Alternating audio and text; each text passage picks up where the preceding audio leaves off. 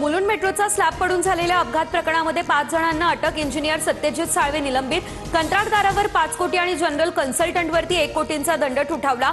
नगरविकास मंत्री एकनाथ शिंदेंच्या आदेशानंतर ही कारवाई। मुलुंड दुर्घटनेतील एका मृताच्या वारसाला सरकारकडून 5 लाख रुपये, MMRDA कडून 15 लाखांची मदत। 3 जखमींच्या उपचाराचा खर्च प्रशासन करेल। दोषींवर कारवाईसाठी इतर ठिकाणच्या कामाचं सेफ्टी ऑडिट होणार, मुख्यमंत्र्यांची माहिती। टिपू सुलतान हे शिवाजी महाराजांच्या समकक्ष योद्धे होते। काँग्रेसचे प्रदेशाध्यक्ष हर्षवर्धन सपकाळ यांच्या वक्तव्याने वादाचा भडका। भाजपच्या तक्रारीनंतर पुण्यातील पर्वती पोलीस ठाण्यामध्ये सपकाळांविरोधात गुन्हा देखील दाखल करण्यात आला। टिपू सुलतान सारख्या नराधमाची तुलना शिवरायांसोबत करताना लाज वाटायला हवी।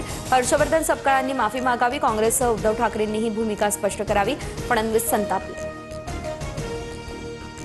टिपू सुलतान दहशतवादी नव्हते। नागपूरसह अनेक ठिकाणी त्यांची स्मारकं।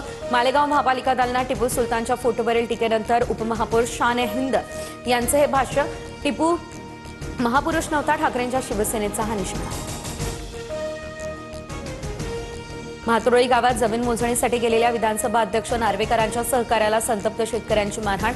तीव्र विरोध केल्यानंतर नार्वेकरांनी पळ काढला, राऊतांचा दावा। नार्वेकरांचा मात्र या प्रकरणाशी काही एक संबंध नाही, शेतकऱ्याची माहिती। माझा घटनेशी संबंध नाही, 2 शेतकऱ्यांमधील वाद सोडवण्यासाठी मी गेलेलो।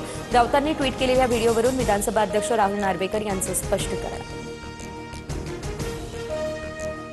विलिनीकरणावर दोन्ही राष्ट्रवादींकडून फुल स्टॉप। विलिनीकरणाच्या मुद्द्यावर आता आम्हाला काहीच भाष्य करायचं नाही, पवारांच्या राष्ट्रवादीचे प्रदेशाध्यक्ष शशिकांत शिंदे यांची भूमिका।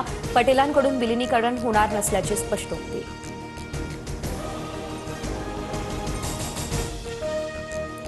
शरद पवार यांना खासदार करण्याएवढं महाविकास आघाडीचं संख्याबळ। राज्यसभेची निवडणूक लढवणार असं पवारांनी सांगितलंय, संजय राऊतांचा दावा। 2 एप्रिलला पवारांच्या खासदारकीचा कार्यकाळ संपणार।